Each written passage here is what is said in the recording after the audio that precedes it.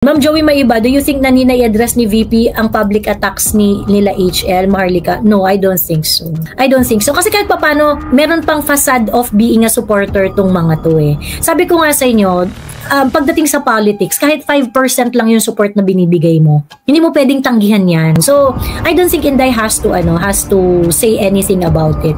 But, for us, alam kasi natin sinisira na tayo nitong mga to eh.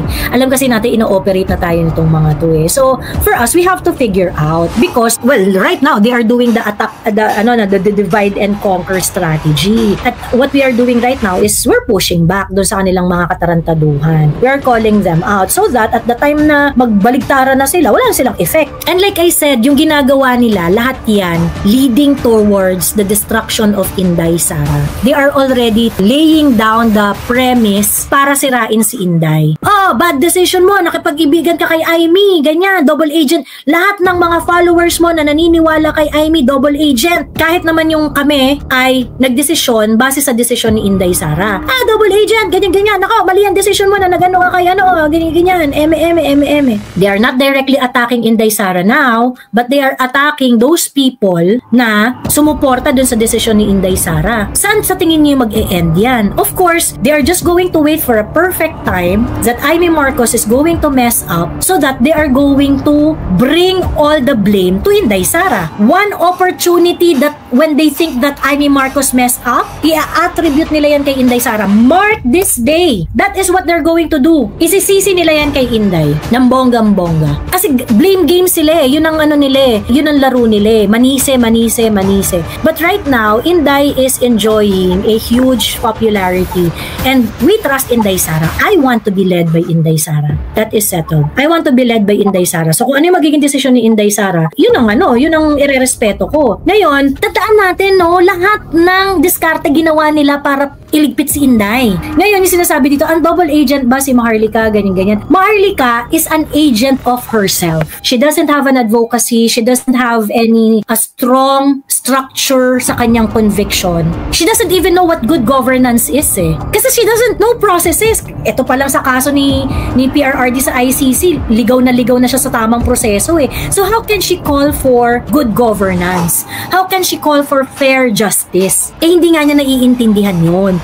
Maharlika doesn't know anything. B-O-B-O si Maharlika. And she is only loud and she is only doing what she is doing because meron siyang audience na mga chismosa rin. That includes some of us. Sa totoo lang, ako paminsan-minsan nakikichismis ako dun sa live niya. But while she is interesting pagdating sa chismisan, it doesn't mean that she shaped the opinion of the people. Kasi chismosa lang talaga siya. Yun lang talaga ang value niya. Pinapanood lang talaga siya dahil sa chismis. But her interest is to be popular, to be powerful, na kapag ako nagsabi, I can make or break you. And she wants to posture herself as someone na kakampi natin kasi nga, Duterte supporter ang pinakamarami na support base. Ilang beses nang lumabas sa survey, di ba? Those people who identified themselves as Duterte supporter is 50% of the population.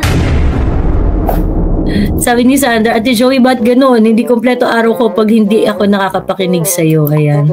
Ang kasi nung internet ni Kuya Miko kanina eh. Pagka may guest siya, humihina yung internet niya, hindi kaya.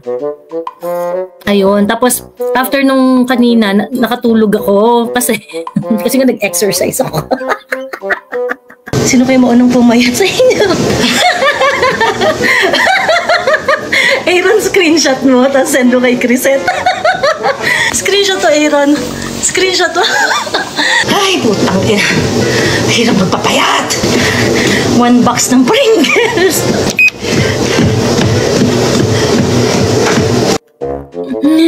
Nag-exercise ako. So, para hindi ako kumain after ng exercise, natulog ako. Ito yata magpapapayat sa akin ng bonggang-bongga kasi mamamotivate ka dun sa trash talk. Tapos ay talaga tumigil ng mga trash talker. Ay, pagkatapos niyan, kakain ka rin na 2 rin yung rice mo. Napanood mo yung video ni Hanilet, Mamilayka? Meron siyang bagong video. Nadalo na ba kayo muli kay Pierre? Hindi na. Kasi nga, ang nangyari nun, di ba sabi ni VP siya, may 7, 9 na warnings, di ba? ako, nung pagbisita ko nung hapon na yon, 5 minutes bago matapos ang visitation time namin, sinabihan ako nung isa doon. Sabi niya na nung July 19 daw, nung phone conversation namin, meron daw akong sinabi. Sabi ko, about the case. Sabi ko, I don't know anything about the case. Kaufman is not discussing anything about the case. You know that, Mr. Kaufman.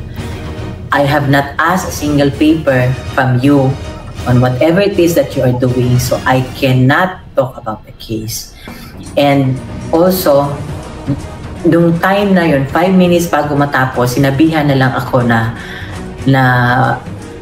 isususpend daw ako. Ang sabi pa nga ni PRD doon sa lalaki na sabi niya, you cannot do that. Ginanyan niya. Kasi, you know, he is expecting me. He knows that this is my turn. This is my time right now. This is my schedule to visit him. And ako kasi nurse, di ba, na-assess ko siya. Yung first time ko na, itong visit ko na ito, the only day na visit ko siya, nung pagdating ko talaga straight from the airport, nilagay ko lang yung gamit ko sa hotel, na in-assess ko na siya, kita ko na yung dito niya, malalim, check ko sa kanya, control ang emotions ko na Tapos, after nung just 5 minutes, saka ako nilapitan nung lalaki, sabi niya, suspend daw. And this is exactly what the PRD said, you cannot do that. Sinabi niya. Tapos the following day, wala na akong visit. Sabi ko sa kanya, I don't say anything about the case. All I tell him is, he asks me usually about the news. I'm sure the same kami ng sinabi ni VP kasi news yun eh. Pareho kami ng sinabi ni VP. She should really stop talking to the public. She should stop doing interviews like this. Oo. Agree. Nakakaawa, pero na nakaka-bother. Oo, dapat naawa ko sa kanya, pero dapat wag na munang maglabas sa public. Kung nagawa niya noong presidente si Duterte na hindi siya nakikialam, wag na muna kasi komplikado komplikado yung situation. Actually, nirespeto siya ng mga tao noon kasi nga hindi siya nagsasalita. Oo. Ngayon, meron pala talagang reason kaya hindi ka pinagsasalita. Sino ba yung nag-ano sa kanya? Nag-ban na wag mo nang tumalaw. Sino yung lalaki? ICC. Oo. Malamang baka hindi niya alam kasi ngayon pa lang kung the way siya magsalita, baka unknowingly nakapagsabi siya ng something na hindi okay. True. Kaya pinagbawalan na siya. Correct. Kasi ito, kagaya nitong statement niya na to, and there are so many other interviews na meron siyang nasasabi na probably hindi naman bad intention, hindi naman ill intention yung mga sinasabi niya. Pero ang sama ng dating, sa totoo lang, it could be misinterpreted. Kasi nga, I'm so sorry, no, and people who are close to Hanilet should tell Hanilet that she is not a good public communicator. Nasabi niya na ba yung part na depressed daw si PRRD? Hindi pa po. Hindi pa, yung ganun later on. Kasi sabihin niya dito na-assess ko na siya, na-ano ko na siya, ganyan. Yung mga ganong etos ba? Ito lang ang masasabi ko. Sinabi ko na kay Mr. Kaufman. Sabi ko, alam ko, I have nothing against you, pero please do not deprive us of, you know, asking other people or asking legal opinions from other lawyers also. Nakakaloka yan. Red flag na yun. I mean, parang pagkakabahan ni Let. Who are you asking? Who are you? Diba, Pamilay nakaka-depress. Alam mo niyo po, nung napanood ko to, I was like, shucks. Hindi niya alam talaga yung case. But that doesn't mean na hindi ka capable na magbitaw ng salita na pwedeng makaharm dun sa case. Ayan na nga, diba? Diyan pa lang, first, how many minutes? First 3 minutes, you mentioned clearly that you do not know anything about the case. You don't have the papers or anything. Pero, so you cannot consult to because you do not know anything about the case. You cannot consult any other lawyers because you do not know anything. Diba? What's wrong with you, Hanilet? For me, this is an act of rebellion. A subtle opposition or disagreement with VP Inday. It started with Senator Ayn. And tawag dito, Cassie, since you mentioned that, this interview sends a message that Hanilet and Inday are not okay. True. Kasi basically, Hanilet is saying everything that is opposite what is said by Inday and the siblings. True. Na si PRRD in good spirit siya, sometimes high, sometimes low, ganyan. Okay naman siya. Si Inday also asked the question about depression. Sinabi niya na parang, no, I cannot really parang say that he is depressed kasi parang may mga time naman na high spirits siya, may time na okay siya, may minsan naman talaga medyo down siya, ganyan. So, kumbaga parang Inday mismo siya nagsabi na, I cannot diagnose. And even if Hanilet is a nurse, okay, madam, you're not in the position to diagnose a person. True. Be prudent about it. Kasi if you're saying that PRRD is depressed, limot-limot, ganyan-ganyan, those information can easily be used by our enemies na nag-deteriorate na yung matanda doon sa loob, nabubulok na, ganyan-ganyan. Totoo. You can easily twist that. And sa totoo lang, ito namang yung mga tao kasi na nagtatanggol dito sa mga maling ginagawa ni Hanilet, yun rin yung parang ang sarap tuktukan eh. Ako nakikita ko, naaawa ko sa kanya. Kaya lang, actually, she's pitiful. Above anything else, nakakaawa siya eh.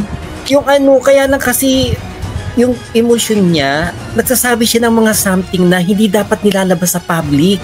Kasi nakakasira ng diskarte nito, nakakasira sa kaso ng PRRD.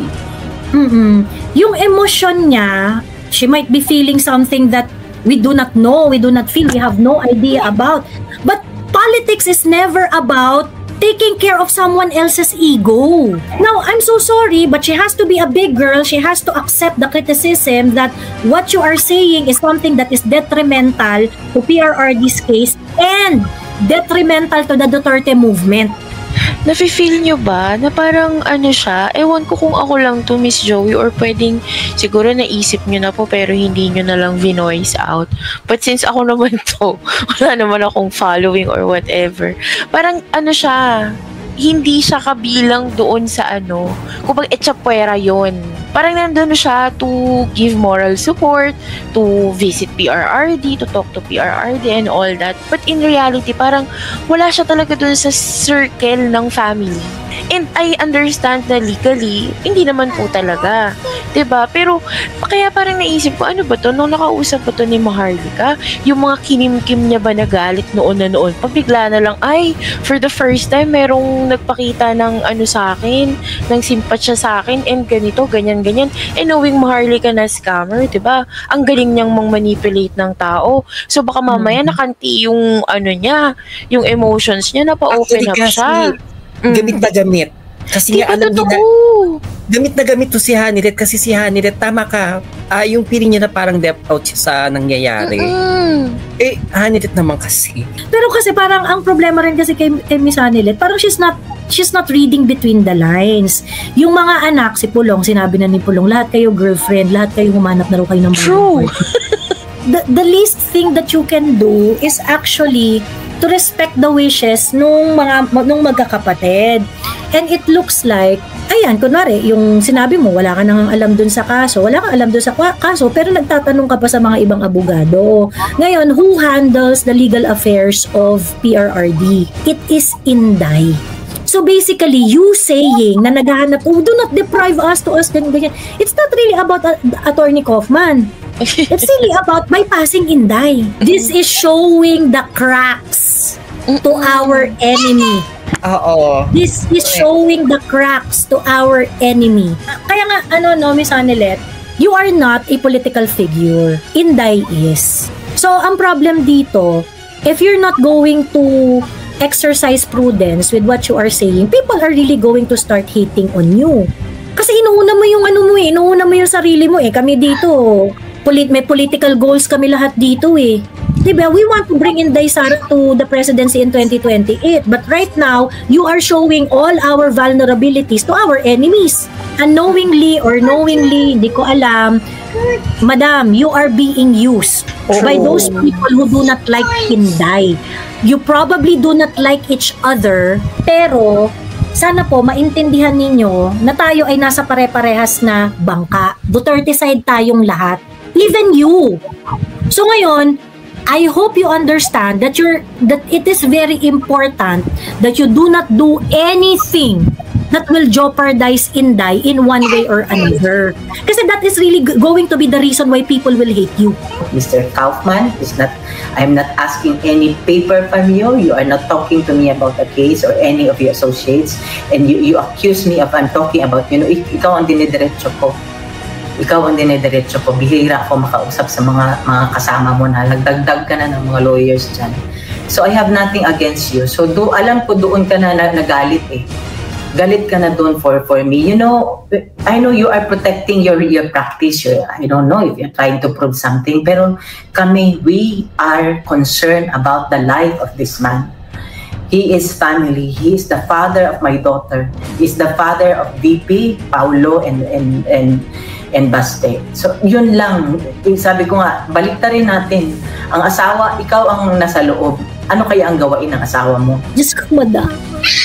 Hindi po pwede yung telenovela sa ganitong usapan. Ang masasabi ko lang, sana di muna nagpa-interview, kinuusap muna sana niya si VP sa nangyari at kinuusap si Attorney Kaufman personal at sana pumili siya ng taong mag-interview sa kanya. Well, after all that was said and done, May 31 pa to nang gugulo si Maharlika eh. But still, Hanilet chose to be interviewed by Maharlika. Sabi ko nga sa inyo, kayo, masyado kayong mabait. And okay lang rin naman yun na mabait kayo. Ganon. But you also, I'm pretty sure, magpakatotoo tayo dito. Oo nga. Magpakatotoo tayo dito. Okay. So tingin nyo ba, hindi yung kakausapin nila Inday at saka ng tingin ko yung nausap yan. Not in the nature of the Dutertes na hindi mag-usap-usap na lalo na pagdating sa ganito after ma-detain si PRRD sa ICC. I don't think na walang usapan na nangyari. So also at the same time, na-reveal na yung tunay na pagkatao ni Maharlika eh. Diba? Nakita nyo yung ibang mga politiko dumistansya na kay Maharlika. Yung iba hindi siya yung marami ang hindi kumakampi sa kanya. Yung mga usual na tagapagtanggol niya are not speaking in speaking in her favor. Nahubara na to si Maharlika eh. Bakit pinili pa rin ni Hanilet na magpa-interview sa kanya? So I know all of you are very kind. You try to, and that is okay. That is fine. But I am trying to bring you doon sa space that are not spoken.